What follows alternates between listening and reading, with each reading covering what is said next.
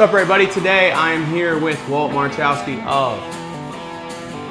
What's up, man? How are you? Good, man. How you doing? Thanks for having me. Yeah, pretty good. I appreciate it. So, I mean, you've been a family friend of my dad's forever, as far as I can remember, at least for doing real estate. So, tell everybody, I guess we'll start off like where you're from, parish, high school, things of that nature. Okay. I grew up in lower northeast Philly in the Feltonville section of Philadelphia. Graduated in the early 90s from Cardinal Doherty, and had my first child when I was 18, and kind of motivated me to get into rental investments. I bought my first property the same year I had my first child. Was that like, obviously, was that like a destination you always thought you would get to, or did it like just happen by chance, or like, were you doing something else beforehand? No, so right out of high school, I just found it a necessity to find a house, you know, for a new daughter coming, and bought a duplex and was able to rent one unit and live in the other.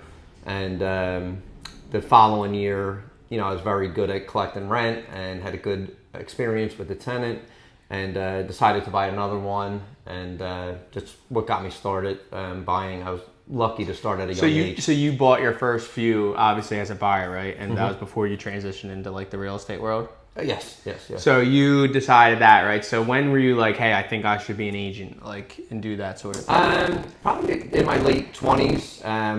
I was doing a lot of work on my own on the properties, and I also worked for the post office. So I had a full-time job, and someone had told me, like, why don't you get your real estate license? Everybody's coming to you for real estate.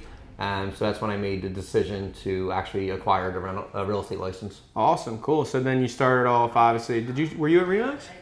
I was at Remax for close to 20 years. Yes. Yeah, I guess that's how you met my dad, right? Yep. Yeah, that's fitting. That makes sense. But so you're there for a long time, and then I think you just got the idea. So obviously, for those that don't know, Walt owns, I mean, it's 2020 Real Estate. That's where we're at. But I think you have, what, 3 offices now? Yep, we just opened up our 3rd location in the Mayfair, Holmesburg section of Philadelphia. So we have 3 brick and mortar offices, and we're also licensed in the state of New Jersey. Imagine if you were talking to your 20-year-old self now. Like, I came from, hey, I got a duplex. I think I could do this management thing, to... Now I've done the real estate side. Now how, like, obviously they're 2 different beasts. And the other thing I wanted to say too is you own a rental management company as well, right? Correct. Yep. That's like that was one of the first things I remember about you, because I never heard of what that was. So like, can you kind of explain to some people that don't know what that is, like what that is, your company, and how they operate and what they do? Sure. So basically, for property management services, we act as the landlord for the owner. Yeah. So we will handle all the rental licenses, we'll deal with any tenant situations, collection of rents, the accounting of the rents, and getting all the licenses, handling any eviction process that needs to be. Yeah. So basically, any investor that wants to invest in real estate but doesn't want to deal with the everyday handling of the properties, that's where we step in and we charge a fee, and we'll manage the properties for the owners. Yeah, so literally as long as I can remember, you guys have been doing that. And I could always remember coming to my dad, and I'd be selling houses, and my friends, obviously everyone talks about investing. I'm sure everyone talks to you about that fittingly, but me less fittingly, because I don't do as much investing as you. But whenever I talk to my dad, like I'll run a question by him, like, hey, do you know anything about this property? What do you? And he's like, just call Walt. Yeah. That's the only way he says, is like, just go right to him. Like, I could tell you what I think, but he's going to know a lot better. Like, he probably has rentals around there and stuff. Yep. So I think one of like the real luxuries of that is you guys are doing this every day. You know, I mean, the ins and outs of everything, right? Because like anyone that starts something new, you get into investing. There's a lot of things that are involved in that people don't know about. Like there's licenses, like how, like, I guess, can you explain a little bit about that process? So like, say you're an investor, you got a property, like what would be the first thing you would want to do? Before you even buy the property, you want to evaluate it to make sure you know the rental income. Right. So when you're putting the offer in on the property, you want to make sure that you have an accurate idea of what type of potential the rent will bring in. And then you want to figure out your expenses. You want to figure out what cost you'll have to maintain the property, what cost you'll have to get licensed, properly licensed, and any expenses, and then see if it's a good investment. Once you do that, we usually will evaluate the property, just make sure that there's no safety concerns, safety hazards, and then we go, if the property's in the city of Philadelphia, there's a pretty long list of items that you need to be a legal landlord. and we would help navigate the owner through getting all those proper documents. And we were saying this, we had like a little investor seminar the other night, and I was like really enlightened just with all the information that's there. But like one thing I think personally is the renter, the tenant, whoever it may be, has more access to more information than ever. So they're gonna know, like, especially the people that are trying to do like conniving things, like they're gonna know like, hey, or they're gonna have a friend that's did something and they're like, well, I got away with my landlord. So it's really important, I think, to have all your ducks in a row, have everything like. And the other issue now, obviously, in this city is with trying to get rid of people and evict people. Like, if you don't have that, from what I understand, if you don't have that license, like, you are just shit out of luck, right? Yeah, and then, like, when I first started, I mean, the goal for me was to provide housing for someone and be able to have that income pay off the property throughout the years. So I was considered a long-term investor where I was buying it at a young age, and I was hopeful that by the time I reached the age I'm at now, the property would be mostly paid off, if not paid off, and all I had to do was maintain the property and provide suitable housing for a tenant. So it's not always the situation that, not always a good situation when you're trying to evict someone. It's usually a last resort. But like you said, in order to do that process in the city of Philadelphia, there's a long list of items that you need. You need to have a Philadelphia tax ID number. You have to have a commercial activity license. You have to have a rental license. You have to have a lead certification. You have to have a rental suitability certificate. You got to provide the tenants with a Partners in Good Housing handbook. You have to keep a current ledger of the property.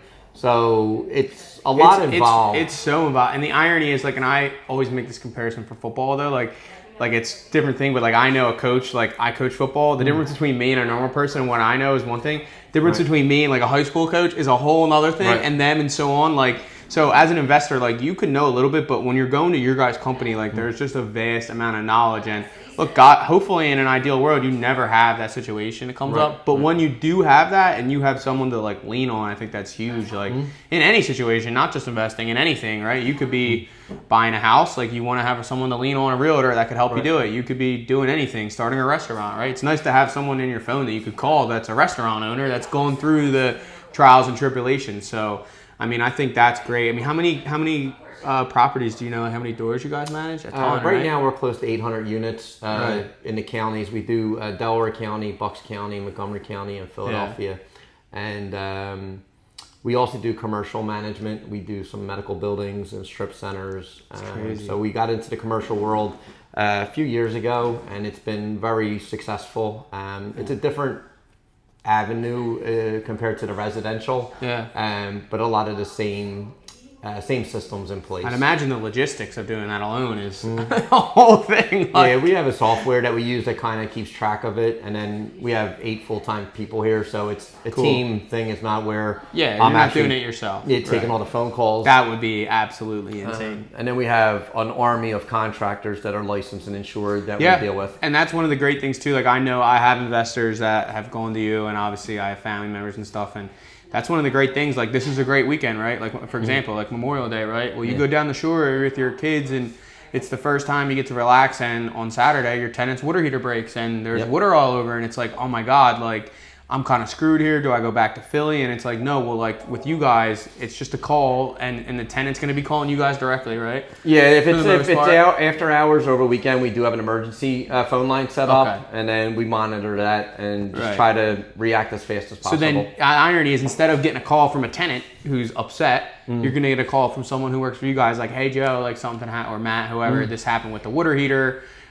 We could send our guy out there, someone else can get it, but we're going to have it taken care of and it's scheduled. And, exactly. And it's peace of mind knowing that, like, because that, when you get that call, that, like, when you're in another place and you, like, your heart drops. It's like a really anxious moment. You're like, oh no. Whereas, like, it's a lot less anxious of a call when someone calls you, like, hey, this happened, just put it on your radar. We're taking care of it. We're just going to need a check for a water heater. You know what I mean? Whatever it may be. So I think that's like an extreme value, like just the peace of mind of knowing, like it's almost like having insurance.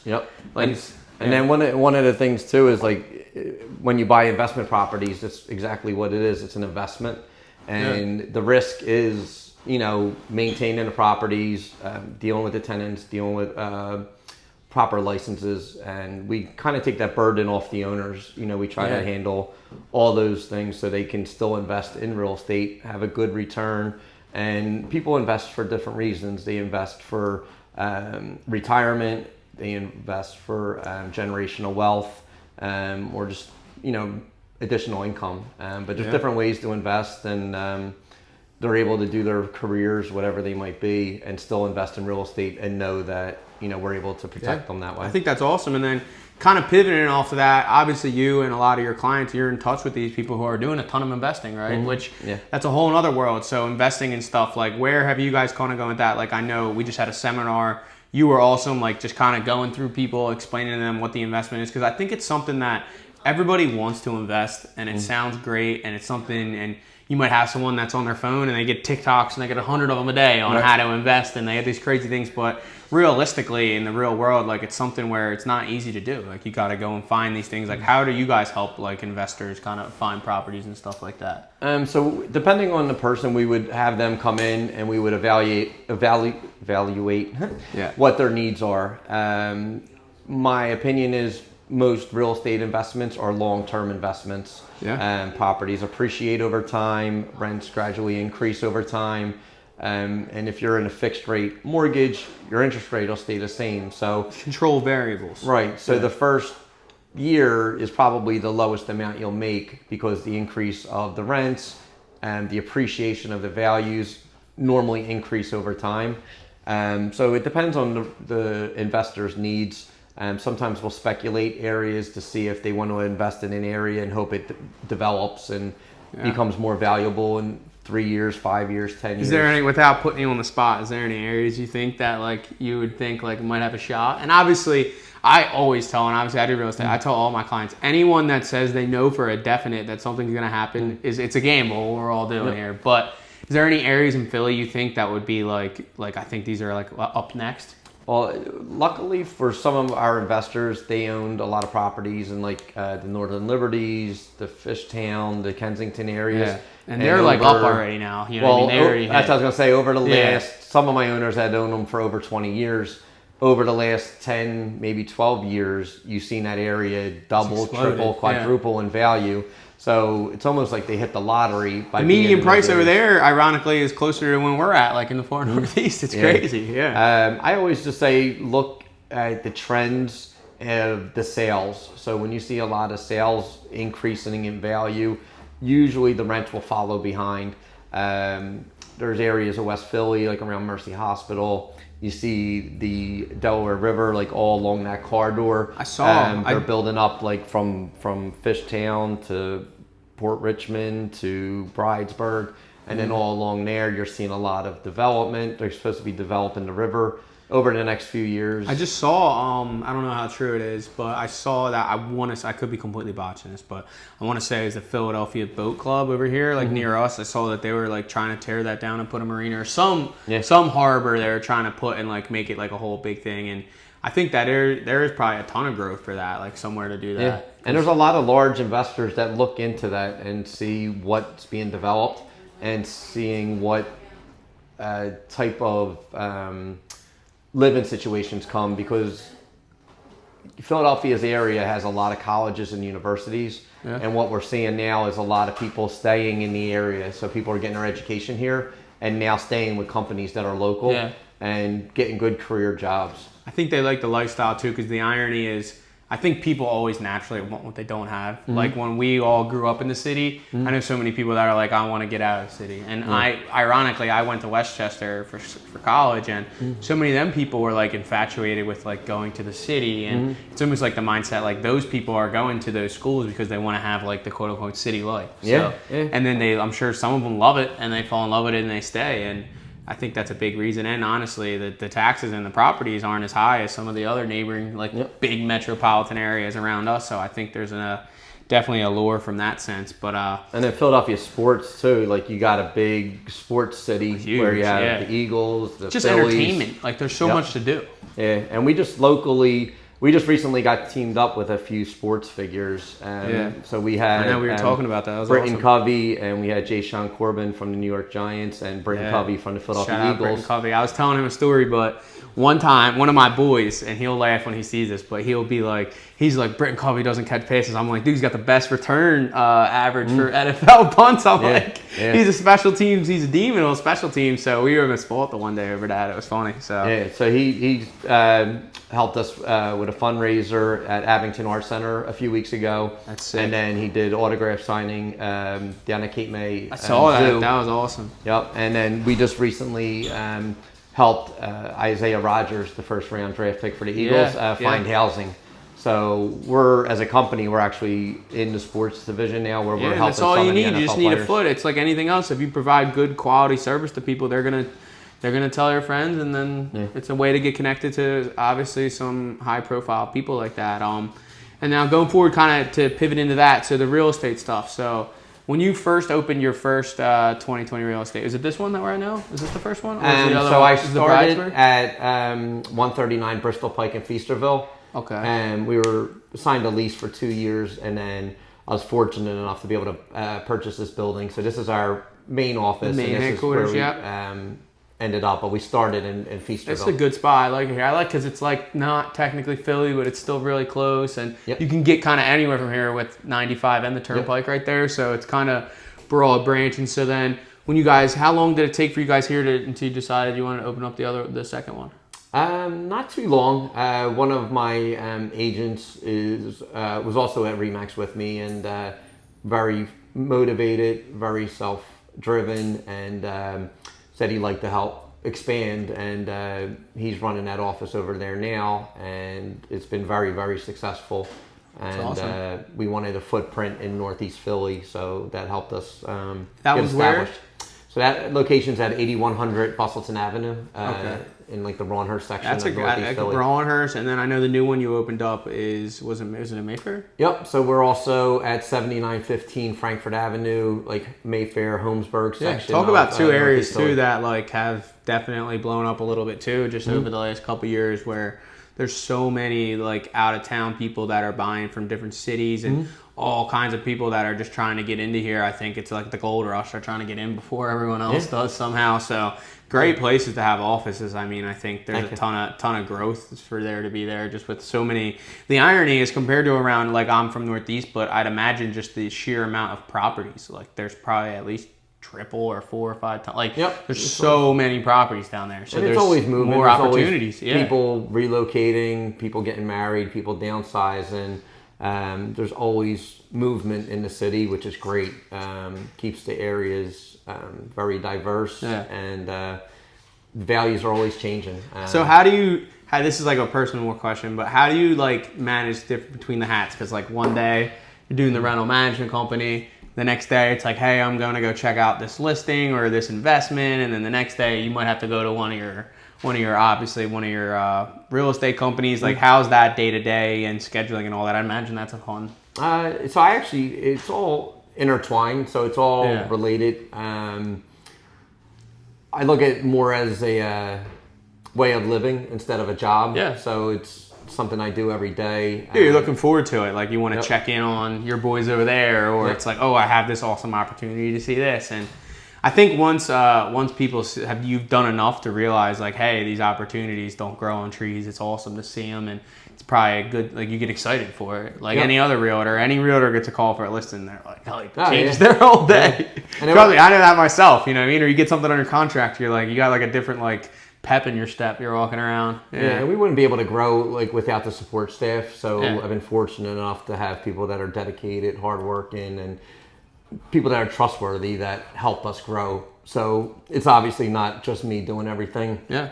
We have a whole team, and then the agents that we bring to our company, I try to feel them out and see if they have the same passion, same drive, and that's how we bring the agents onto our office. And I like the connection. Like obviously we were at a big office. We're at Keller Williams now, but you guys have a different office. I like when I go to visit these offices because I feel like it's a lot more personable. Like you're getting to be able to talk to your agents every day and invest into them, and it means as much to you as it does to them. Whereas some of these other offices, it's like we have 400 agents. Like I'm trying to manage people instead of promote Right. people, you know what I mean? And Yep. our office is good at that. Like I think our Keller Williams is really good at promoting people. So I think I get the same vibe here. Like even I came here to walk in today and there was a bunch of people Big here and meeting. everybody's like, Yeah. yo, what's up, dude? Like it was good energy. So what do you see like going forward in the future? Like do you have a plan? Like do you want to keep getting more offices, expanding just for the real estate side, I guess? I'm open to ideas. I'm a business person, so I'm open to good opportunities. Not afraid of expansion, but I just want to make sure it's stuff that's able to be managed properly and keep our reputation. And keep the kind of service, I guess, at a high level where exactly. Yep. That's the goal. And then on the management side, is there any future goals just to kind of keep the ship going? You guys have a good thing going there. I'm sure it's not like. I mean, I'm sure you guys aren't doing a crazy amount of marketing, like trying to get more investors, right? Like you're just helping the people that want to be helped, right? Yep. It's all referral. All how we've been able to grow is mainly by referral. Our name has been growing more and more, which is great. But it all started out with just people telling people and us just trying to provide. Everybody the best needs service. help, you know what I mean? And that's one thing. Like whenever I have people, like I said earlier, but whenever he's like literally knows all the spots. So whenever I call people, I'm like, hey, like I have this rental. Like one of my boys is buying something down this certain spot. Like he's thinking about maybe renting it in a couple years. Like what do you think the rents are right now? Yep. And he has like a Rolodex of either you yourself as an investor or your investors that you work for and manage, where they're like, hey, I'm getting this, but the quality's this, and if you put a little bit more work into it, you might be able to get this. And I think that's really awesome. Is there kind of anything else that you wanted to talk about, or anything else you got for me? No, I'm just glad to have the opportunity to sit in with you and help expand our. Well, look, our name. I appreciate you coming down. If I could tell you right now, if anybody has any type of rentals or management stuff, and you're thinking about getting somebody management, there's literally nobody else better than these guys. Like you could tell right now. One of the best things I think about you guys too is like when there's an issue or someone, you're gonna pick up the phone and you're gonna talk to somebody that knows your situation. Mm-hmm. It's not like a 1-800 number. It's not some person in another state or another country. It's someone that cares and is going to pick up and be like, hey, how do we like put out this fire? You know what I mean? What's your issue? And be able to help you. And same thing on the real estate side. If you guys obviously ever encounter any of them for buying or selling, they're awesome agents and all their office. And I know a ton of the people that work for you just from doing business and doing stuff like that in the neighborhood. And the one cool thing I like about a lot of your agents too is they're all people from the neighborhood. Like it's not like some of these big offices, it's like, well, this person lives in like Allentown and they're out here selling this house. It's like, no, like this is somebody like where their kids went to high school with someone's kids or my kids. They're like familiar with the area. Yeah, like literally I went on a bachelor party last weekend and I just saw like with somebody's son that he was here and I sang when I walked in to see you guys. So yeah, it's small world and it's nice to like that in the Northeast. I like keeping everything kind of tucked up. But yeah, I appreciate you coming through, brother. All right. Yep. Thanks, Matt. Thank you.